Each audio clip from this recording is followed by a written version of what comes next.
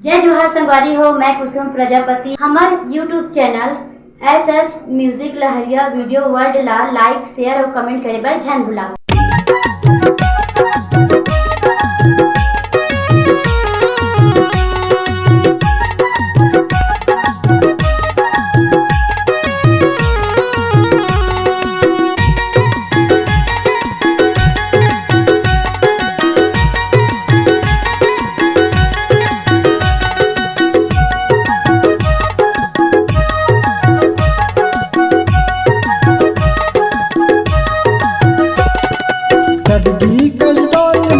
कटगी कल्लोल माँ चिरैया बोले वो तोर बीना रानी मोर मान डोले वो तोर बीना रानी मोर मान डोले वो।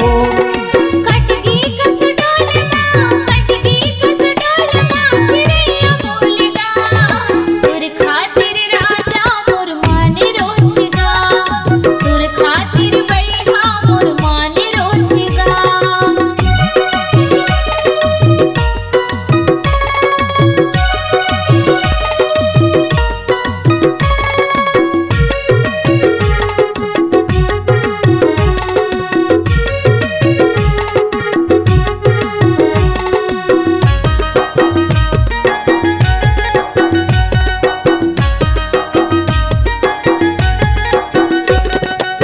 कुआं के पानी हेरी लेते वो हेरी लेते ना तोर तन मरानी साथी भावर फेरी लेते वो फेरी लेते ना।